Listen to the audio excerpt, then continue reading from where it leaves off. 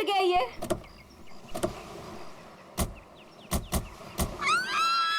यहाँ मैं और आयशा रहेंगे। वाओ, थैंक्स करण। इतना तो मैं कर सकता हूँ ना तुम लोग के लिए। अब तुम्हें और आयशा को उस सड़े हॉस्टल में रहने की कोई जरूरत नहीं। बिल्कुल सही कहा करण।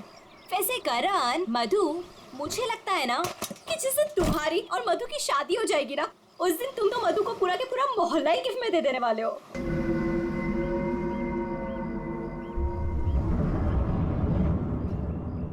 लगता है सामने वाले घर में कोई रहता है।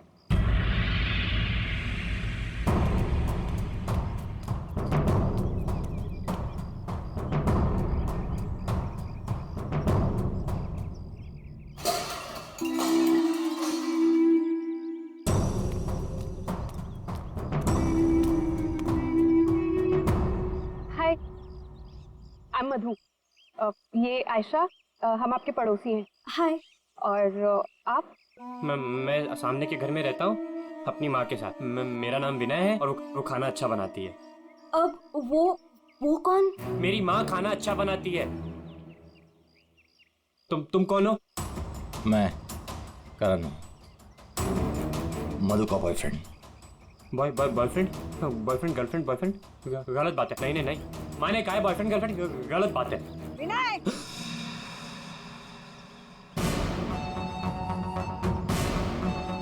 घर में चलो। कितनी बार मना किया है कि अजनबियों से मत बात किया करो। आ रहा हूँ ना। देखो, वो मेरी माँ है, उनको नमस्ते करो। अरे नमस्ते करो उनको।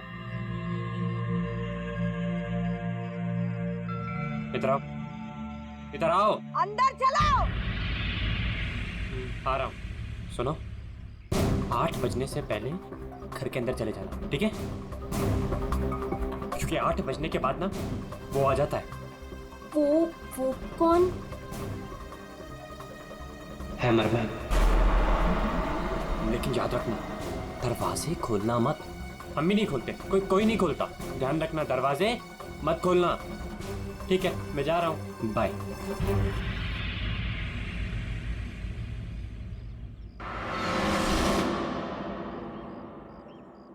दिमाग खराब है इसका यार। इसकी माँ से बांध कर क्यों नहीं रखती है? क्योंकि उसकी माँ भी तो उसकी तरह अजीब ही है एक्चुअली। चलो सामान रखते हैं। यू आर ऑलराइट ना? या, I am fine.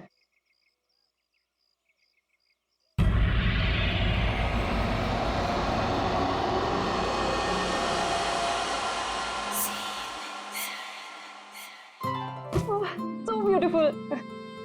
Thanks, Karan. You really love me. अच्छा गाइस, सुनो ना, हम ना यहाँ पर एक कल गेट टुगेदर पार्टी करते हैं। व्हाट से? हाँ, कुछ भी करो यार, ये घर तुम्हारा ही है। और ये रही घर की चाबियां। एक सेकंड, एक चाबी मैं रख लेता हूँ, क्या पता कब जरूरत पड़ जाए। आयशा, एक चाबी तुम भी रख लो। ये लो। थैंक्स। ओह नो, क्या हुआ? 6:40 हो गए। मुझे सर्विस सेंटर जाना था अपनी कार लेने, और उसके बाद फिर माँ को भी मिलने जाना है। कर एक मिनट रुको। मुझे रास्ते में अपनी कजिन क्या ड्रॉप कर दोगे? वो प्रोजेक्ट कंप्लीट करना है मुझे। अरे तुम मेरे साथ चलोगी तो मधु का ख्याल कौन रखेगा? करण, मैं अपने घर में हूँ, जंगल में नहीं हूँ। तुम आयशा को लेकर जाओ, don't worry, I will be fine. Are you sure? Yes. Thanks Madhu. लेकिन मधु, अंदर से दरवाजा बहुत अच्छे से बंद कर लेना। ओके, ठीक है, चलो बाय।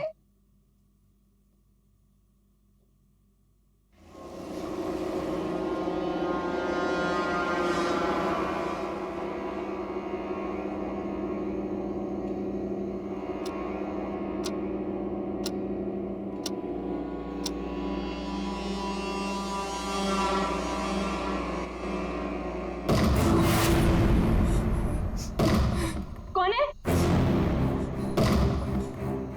कौन है वहाँ?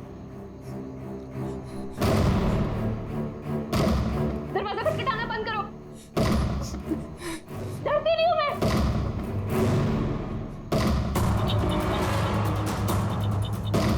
क्या करूं? करण को फोन कर।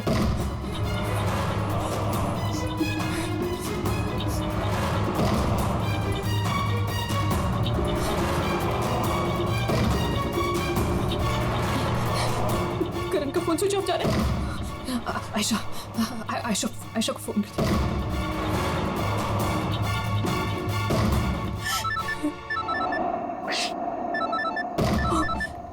अब क्या करूं? अंधेरा करती हूँ।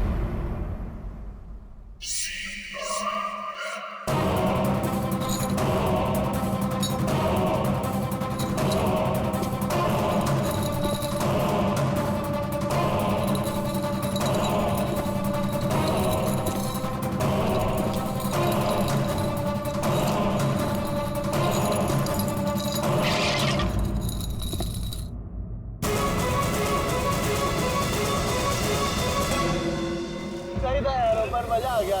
कल रात को तो क्या मस्ती मारी यार। अरे पूछो मत यार, मजा आ गया था। बहुत। बस बस बस रोक दो यार। Thank you. अरे मधु ना आज मेरी जान ही ले लेने वाली है। एक तो मैं अपना फोन भूल गई, रात को घर भी नहीं आई। लगता है आज तो वो मुझे ना पक्का इस घर से निकाल ही देने वाली है। अरे अगर वो तुझे घर से निकाल देगी तो हम तुझे घर के अंदर फिर से डाल देंगे। क्यों अभी?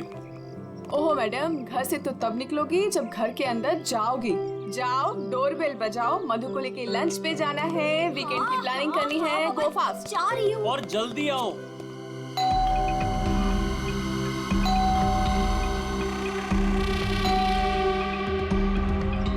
लगता है ना मैडम अभी तक सो रही है, दरवाजा ही नहीं खोल रही है। आयशा, तेरे पास इस घर की एक्स्ट्रा चाबी है ना? हाँ है। तो उस चाबी का क्या अचार डालेगी? जब चाबी है तो गेट खोलना, डोरबेल क्यों बजा रही है? हाँ मैं भी ना खोल। पागल हूँ।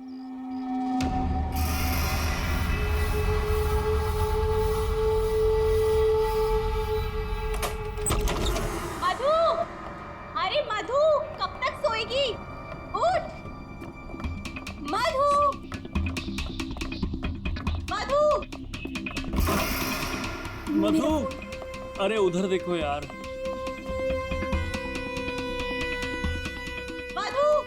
मधु बाथरूम में भी नहीं है। अरे वो तो बाहर भी नहीं है यार। यार ये मधु कहाँ चली गई है? मुझे बहुत टेंशन हो रही है। वो ठीक तो होगी ना? मधु, मधु, मधु, मधु।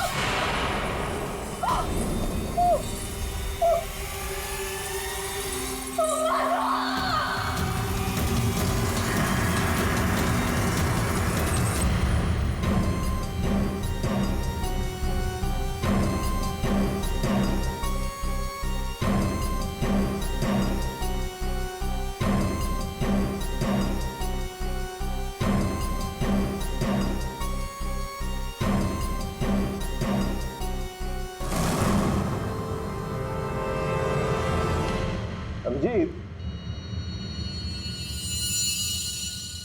इस हथौड़े से जिस पर भी वार किया गया होगा ना, लगता नहीं वो जिंदा बचा होगा। सर मगर लाश कहाँ है? उन्हीं लाश ले गया और ये हैमर यहीं छोड़ गया। और हथौड़ा भी ऐसा जिस पर कहीं कोई फिंगरप्रिंट के निशान नहीं। और सर यहाँ पे तो कोई तोड़फोड़ भी नहीं मची हुई है, सब चीज अपने जगह पे। और दरवाजे का लॉक भी सही सलामत है, कोई फोर्स एंट्री नहीं है।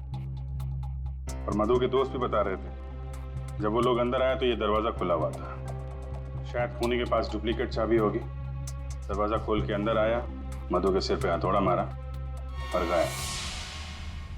मगर यहाँ खून के छींटे भी नहीं दिख रहे हैं। हथौड़ा मारा तो खून तो बहना चाहिए ना। शायद खून साफ कर दिया होगा। सिर्फ मधु ही यहाँ पे थी या कोई और भी था? नहीं सर, मधु इस घर में अकेली थी। इस घर की चाबी और किस किस के पास रहती है? सर, ये सवाल आपको करण से पूछना चाहिए सर। क्यों? करण से ही क्यों? करण ने ये घर आयशा और मधु के लिए लिया था। तो सर एक चाबी करण के पास भी थी। मधु और आयशा के लिए करण ने घर लिया था, क्यों? मधु करण की गर्लफ्रेंड थी सर। कल रात आयशा तुम कहाँ थी? सर वो कल रात मैं अपने कजिन को मिलने गई थी। वापस आना था तो लगेज यही छोड़कर गई थी, पर लेट हो गया था, सोचा कॉल कर मधु को सब बता दूं। पर अपना फोन भी यही भूल गई थी सर। जरा इस करण का फोन नंबर देना।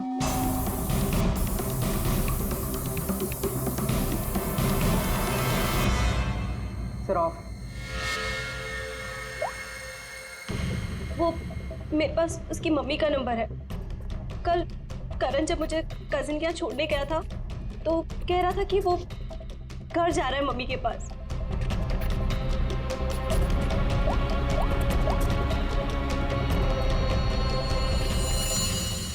हेलो आंटी, करण है? कल रात को आया था क्या वो?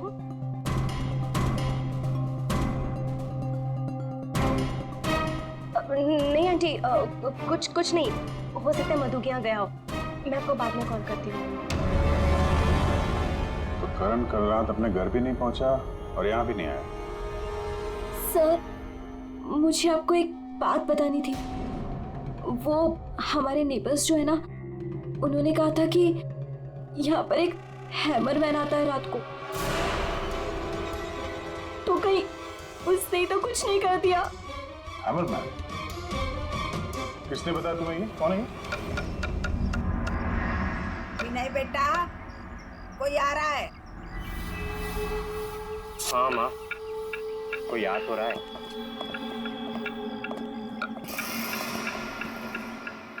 सब्जी काट रही है या लकड़ी काट रही है?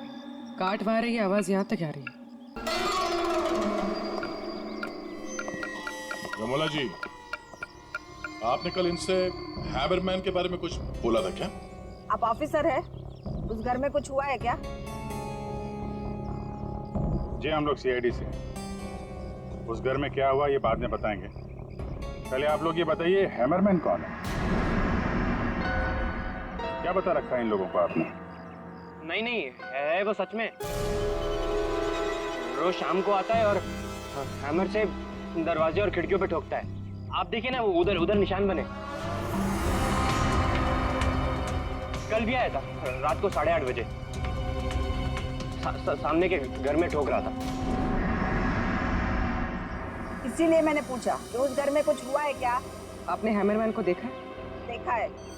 आपने हैमरमैन का चेहरा देखा? हाँ देखा है। कैसे दिखता है वो मास्क पहनता है। अच्छा, कल रात भी कुछ हुआ था? कुछ देखा है, सुना है आप लोगों ने? हाँ देखा था।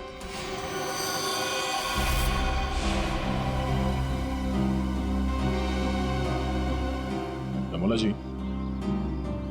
अभी आंख दिखाने से कोई फायदा नहीं। बोलो, क्या देखा था तुमने? कल रात 8:30 बजे मैंने खिड़की से देखा कि बस फिर मैंने नहीं देखा। माँ ने खिड़की बंद कर दी। एक आदमी और एक औरत। वो आदमी तो करण हो सकता है। और सर वो औरत? करण की कोई साथी? दोनों अंदर गए, मधु का खून किया और लाश लेके पीछे के रास्ते से निकल गए। एक बार पीछे की तरफ देख लेते हैं। आप लोग यहीं पे रुकिए। पूर्वी, इनसे हैमरमैन का स्केच बनवाओ। पीछे के दरवाजे से वही घुसेगा जिसे अपने पड़ोसियों की नजरों से बचना होगा। तो नहीं होगा जो मधु को लेकर निकल गए।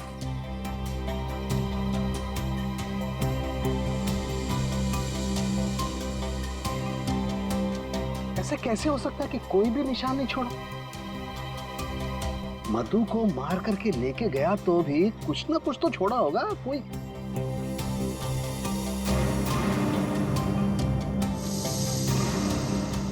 एक मिनट, ठीक है।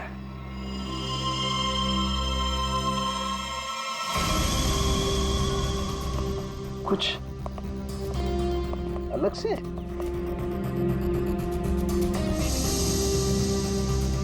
नी मिट्टी यहाँ पे?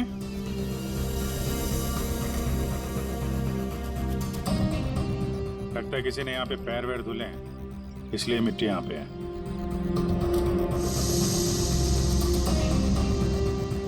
अभिजीत, ये मिट्टी में जो है ये बहुत खास है। ये देखो, इस मिट्टी में एल्गी है। शैवाल? शैवाल एक तरीके की काई होती है, और ये काई यहाँ की मिट्टी में नहीं हो सकती। ये तो ऐसी मिट्टी में होगी जो पानी वाली जगह होगी, कोई तालाब, कोई झील, कुछ ऐसा। झील, तालाब? ये तालाब है जो मधु के घर से सबसे नजदीक है।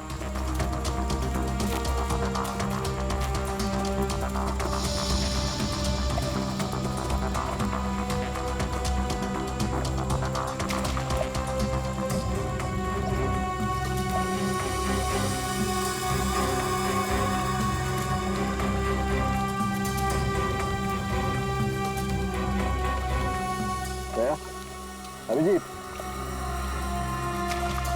ये देखो, यही कीचड़ वाली मिट्टी उस मधु के घर में, इसमें भी वही एल्गी है, वही काई।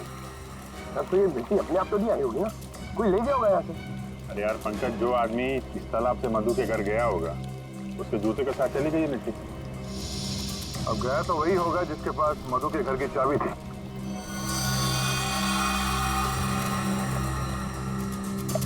पर कौन गया होगा? अब चाहे वो हैमरमैन हो या फिर कोई और। हैमरमैन? ये हैमरमैन ने किया है क्या?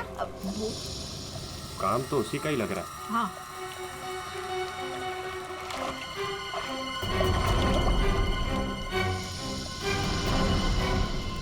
हाँ,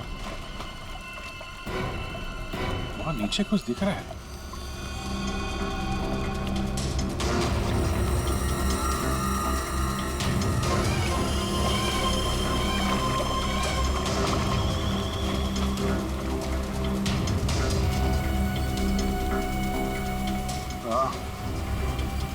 कुछ है तो सही वहां पर। डाइवर्स को बुलाते हैं और क्रेन भी।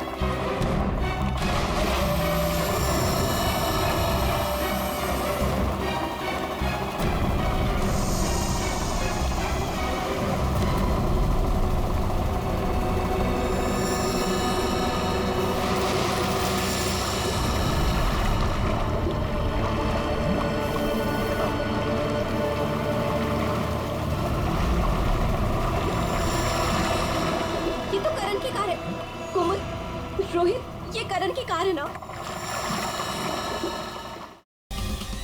कोमल, रोहित, ये करण की कार है ना?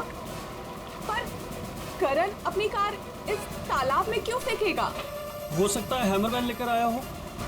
करण की कार का नंबर और इस कार का नंबर दोनों सेम है।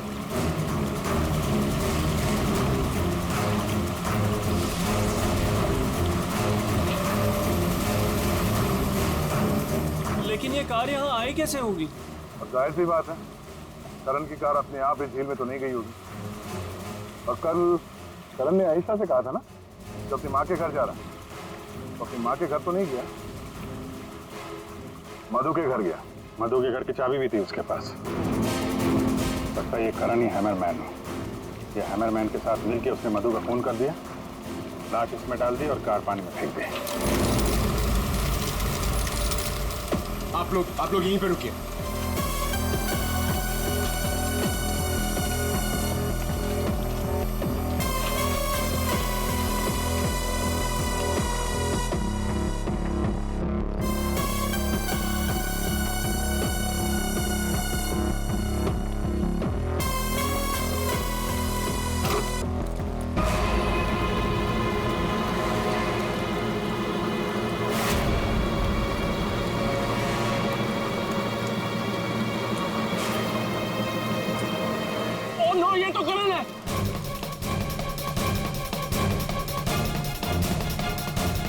प्लीज प्लीज आगे मत जाइए।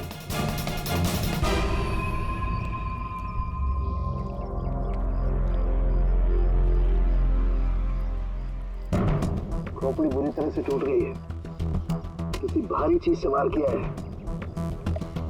थोड़े से ही मारा होगा, हैमरमैन ने मारा है।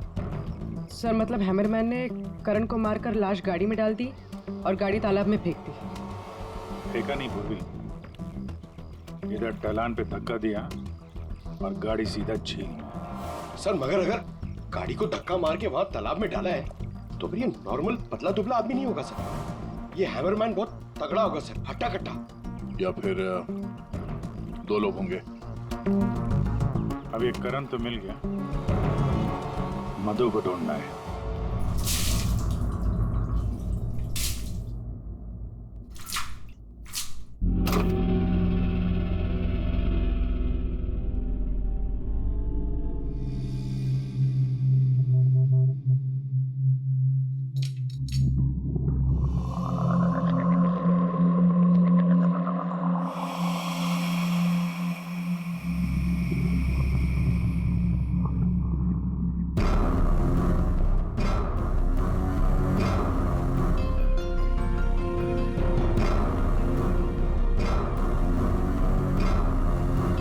कपड़े का टुकड़ा, इस कपड़े के टुकड़े का रंग करण के कपड़े के टुकड़े से तो मैच नहीं करता है, तो शायद ये खूनी का होगा। सर क्या होता रहेगा? सर इस कपड़े के टुकड़े के अलावा और भी ऐसा कुछ है जो हमें बहुत कुछ बता सकता है। अंगूठी डायमंड की है, लगता है कार चलाते समय गियर बदलते वक्त गिर गई होगी। तो ये लड़की कार चला रही होगी तो तारिका कार चलाने वाला इस मेरे को भी जरूर एडजस्ट तो करता ही होगा ना, क्या बोलती? सही बात। तो फिर ये मिरर भी कुछ ना कुछ कहानी जरूर बताएगा।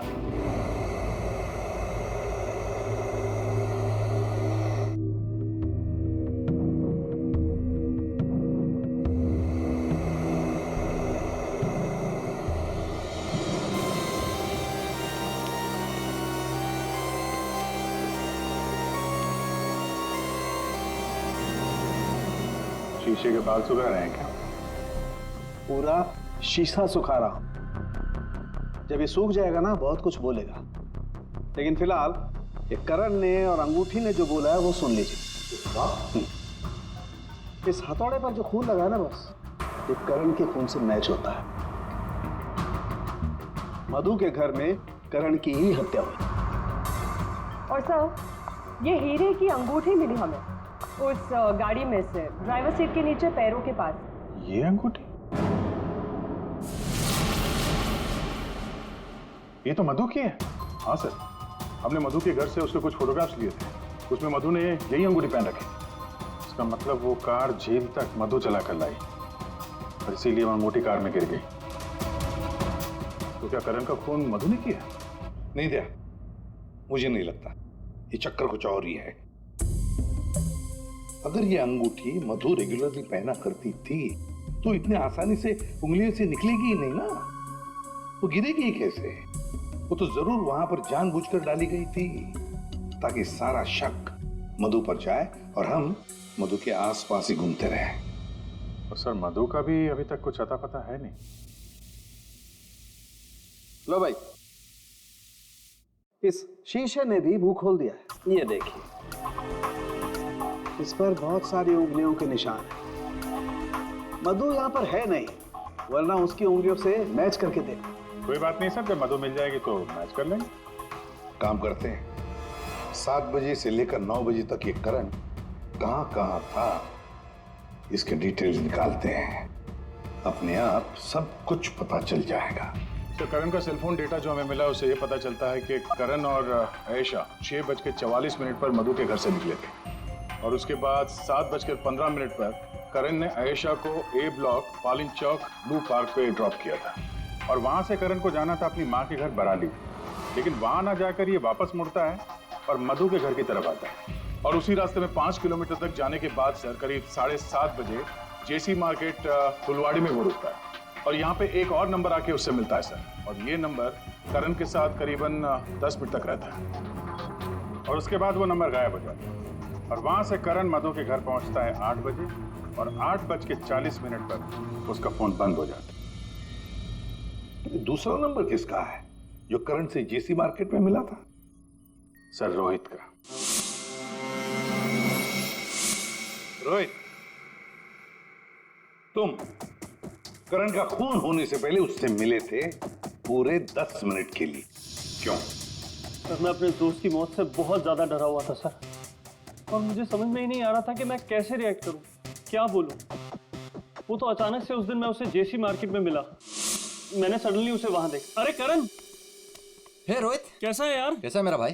अरे तू यहाँ इस खिलौने की दुकान में क्या कर रहा है यार? तुझे यहाँ क्या जरूरत पड़ गई आने की? अरे बस ऐसे यार, किसी के लिए सरप्राइज ले रहा था और उसे सरप्राइज ही रहने दे। अच्छा सरप्राइज? चल यार, मुझे थोड़ी जल्दी है। कल मधु के इधर तू आ रहा है ना पार्टी में? हाँ कल आ रहा हूँ ना। लेकिन तू जा कहाँ रहा है? बस यार थोड़ा जल्दी में हूँ। अरे मैं तुझे छोड़ देता हूँ, चल मेरी कार पार्क है यहाँ। तू कल मिल मुझे। अच्छा चल, सी यू, बाय। और मेरे लिए तो ये सरप्राइज की बात थी सर, क्योंकि मैं उससे 2 महीने बाद मिल रहा था। ठीक है, तुम जा सकते हो, लेकिन जब तक इस केस की तहकीकात पूरी नहीं होती तुम ये शहर छोड़कर कहीं नहीं जाओगे। जाओ।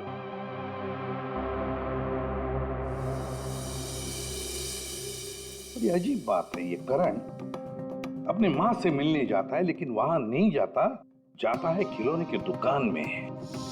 क्यों? तो फिर क्या खरीदता है वहां पर? और किसके लिए? उसने वहां से जो कुछ भी खरीदा होगा वो लेकर वो सीधे मधु के घर गया। तो कहीं उसने वहां से ये मास्क तो नहीं किया? और वहां से वो मधु के घर पहुंच गया जहां पे हैमरमैन उसका इंतजार कर रहा था, जिसने खून कर दिया उसका। अब ये तो कुमुद ही बता सकती है। कुमुद? सर आखिरी बार करण की बातचीत फोन पर कुमुद से हुई थी और विनय ने भी बताया था सर कि उस रात हैमरमैन के आने से पहले घर के बाहर उसने गाड़ी के हेडलाइट पे 2 लोगों को देखा था सर, एक लड़का और एक लड़की। और उस लड़की के हाथ में कुछ ऐसा था जो चमक रहा था। सर कुमुद के हाथ में भी एक ब्रेसलेट है, वही चमक रहा होगा। ये कुमुद और करण होंगे घर के बाहर।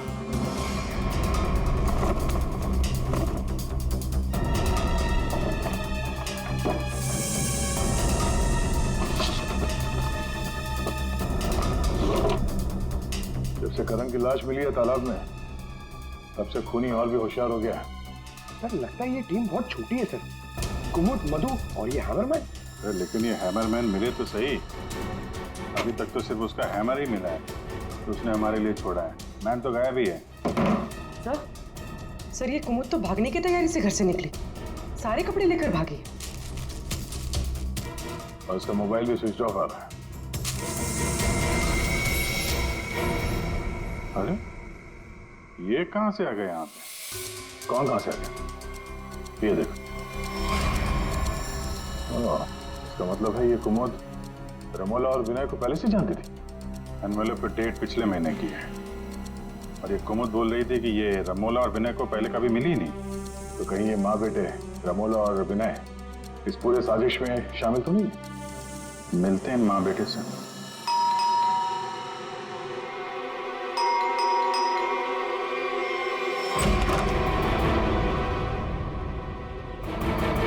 पूरी पंडित करिए तलाशी लो, देखो कोई है क्या अंदर।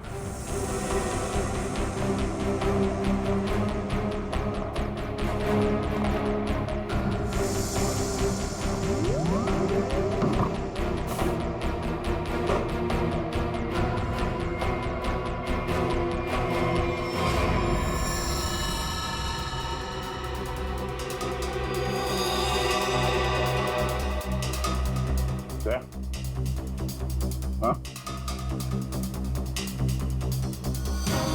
ये दीवार देखो यार,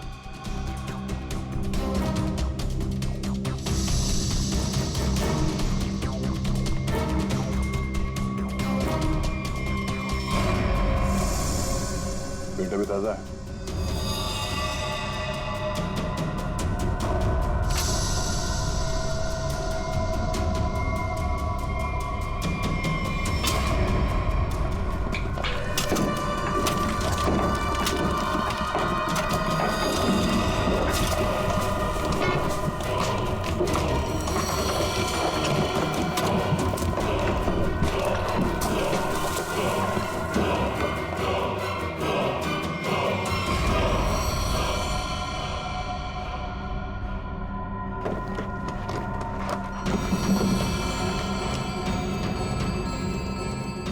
ये तो मधु है। मार के गाड़ दिया दीवार के अंदर, इसीलिए हमें ये कहीं मिल नहीं रही थी।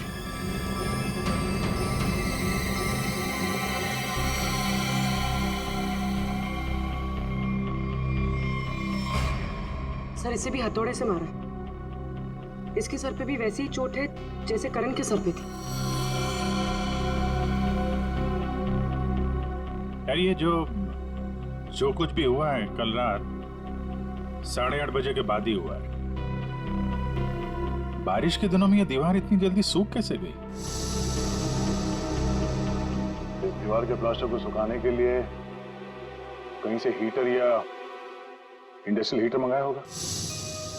सर अभी यहाँ पे रास्ते पे मोड़ पे मैंने एक वो जो इंडस्ट्रियल इक्विपमेंट भाड़े पे देते ना सर, उसकी दुकान देखी थी सर। जाके पता करो। वो नहीं है बहुत चालाक, अच्छी प्लानिंग कर रखी थी। उसको मालूम था कि मधु यहाँ सामने वाले मकान में रहने आने वाली है। और यहाँ पे हैमरमैन होने का अफवाह फैला दिया ताकि शक उस पे नहीं हैमरमैन पे जाए। और तीनों फरार हैं, रमोला, विनय और कुमुद।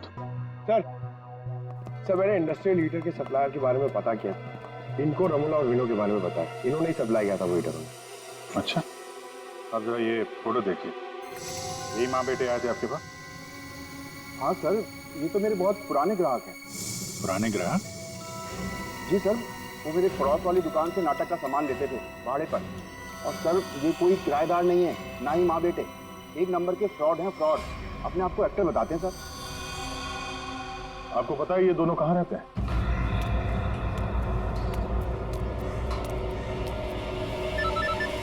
तो निकल, मैं मिलता हूँ। हाँ चल मिलते हैं।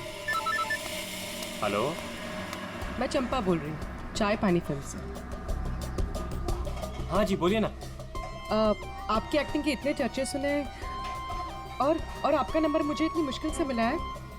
बस हमने डिसाइड कर लिया है, हम आपको अपनी अगली फिल्म में लॉन्च करेंगे। लॉन्च करेंगे मुझे? मतलब आखिर आपने मेरा टैलेंट पहचान ही लिया?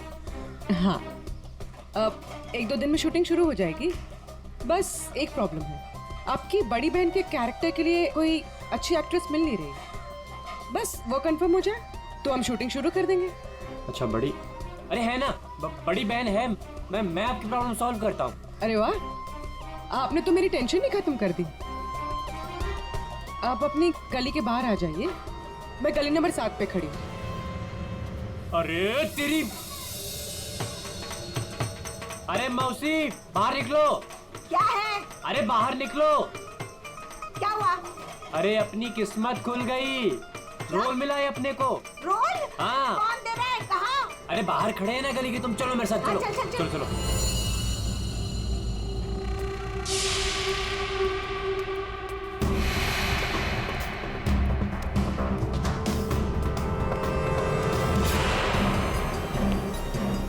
CID? हाँ CID। कहाँ जा रहा है? अच्छे मुजरिम का किरदार तो तुम लोगों ने निभा दिया, अब जरा एक अच्छे गवाह का किरदार भी निभाओ। अब ये बताओ कि कुमुद कहाँ है?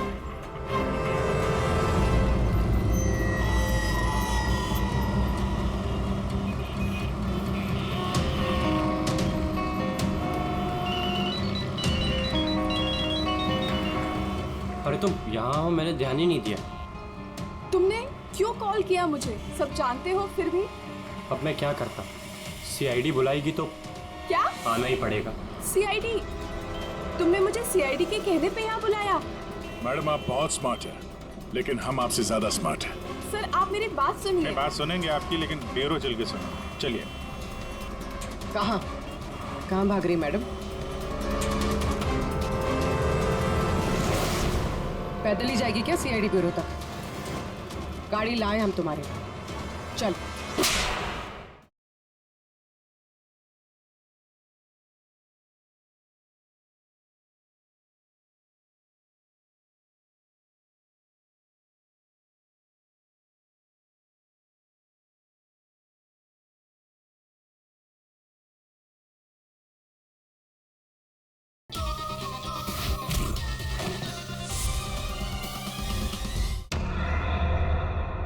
कितना इंतजार करना पड़ेगा? आखिर कोई बताता क्यों नहीं कि हुआ क्या है? जरूर बताएंगे आयशा जी, जरूर बताएंगे। लेकिन इससे पहले कि हम बताएं, तुम हमें बताओ कि हुआ क्या था। मैं? मतलब ये कि आप और मधु एक नए घर में शिफ्ट होती है, जहां पहले से ही कुछ गड़बड़ चल रही होती है। ऐसे में आप मधु को उस घर में छोड़कर अपने किसी कजिन के घर चली जाती हैं, और तो और अपना मोबाइल फोन भी वहां रख के जाती है, ताकि मधु तुमसे तो मदद न मांगे। अजीब है ना? सर, मधु मेरी बहन जैसी थी। उसके साथ कुछ गलत करने के बारे में मैं सोच भी नहीं सकती हूँ। अच्छा, बहन जैसी थी? बहन तो नहीं थी ना? हाँ? अभी इस पूरे इन्वेस्टिगेशन में किसी ने तुम पर एक बार भी शक नहीं किया, क्यों? जो भी पूछा उसके बारे में तुम्हें कुछ पता ही नहीं। और जब मधु का खून हुआ उससे ठीक पहले तुम्हारा मोबाइल फोन स्विच ऑफ। कोई तुम पर शक क्यों करेगा? सर आप मुझ पर गलत इल्जाम लगा रहे हैं सर। मैं तो आयशा और मधु से सिर्फ 4 दिन पहले मिला था। मैं ऐसा क्यों करूंगा सर? और सर मेरा फोन पानी में गिर गया था, इसके लिए वो स्विच ऑफ है। हाँ, पानी में गिर गया था, उसी झील के पानी में जहां से करण की डेड बॉडी मिली थी। सर ये सारा प्लान तो विनय और अमोला ने सेट किया था। पैसों की लालच में ये दोनों इतना गिर गए कि इन्होंने अपने हाथ खून से रंग दिए, मधु को दीवार में चुनवा दिया। और सर अभी भी यही आलाप राग रहे हैं कि हमने कुछ नहीं किया। सच में हमने कुछ नहीं किया है। ये लो, फिर वही राग। फंस गए थे हम। आपको हाँ कहते तो भी फंसते, और ना कहते तो भी फंसते। एक्टिंग करने हमें नहीं मालूम था इतना कुछ हो जाएगा। तो आप लोगों के हिसाब से मधु और करण का खून हम लोगों ने किया है? उन दोनों का खून तुम लोगों ने नहीं किया है, उन दोनों का खून किया है हैमरमैन ने। और वो हैमर हमारे पास है।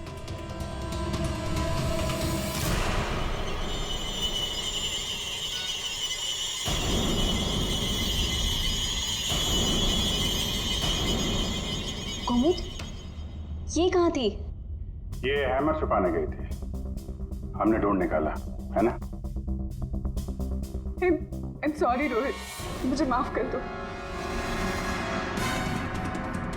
तुमने मुझसे वादा किया था कि तुम मेरा नाम नहीं लोगे, मैं तुम्हें छोड़ूंगा।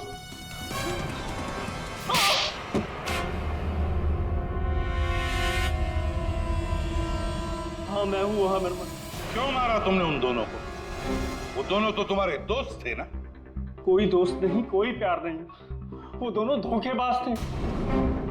मधु 5 साल से मेरी गर्लफ्रेंड थी, और 5 मिनट में उसने मुझे लात मार दी उस करण के लिए। जानते हैं क्यों? क्योंकि उसके पास पैसा था। और उसी समय मैंने डिसाइड किया कि मैं उससे बदला लूंगा, उन दोनों से।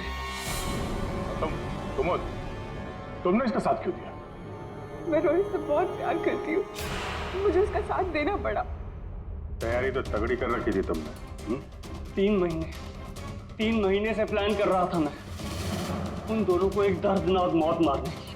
बस इंतजार कर रहा था। 3 महीने का इंतजार? किस चीज के लिए? सही वक्त का इंतजार। और वो सही वक्त तब आया जब मुझे करण ने मधु के लिए घर ढूंढने के लिए कहा, और उसे मैंने ये वाला घर दिला दिया। और उसके बगल वाला घर मैंने कुमुद के नाम से रेंट पर ले लिया, और वहां इन दोनों घोचुओं को रखा, इन बेवकूफों को। और हैमरमैन बनने का प्लान बनाया। बन गए हैमरमैन, ताकि तुम पर कोई शक न करे। हाँ, मारना तो मैं करण को भी चाहता था, लेकिन उस रात नहीं। उस रात मैं सिर्फ मधु को मारने आया था। मैं हैमरमैन बनकर मधु के घर में घुस गया।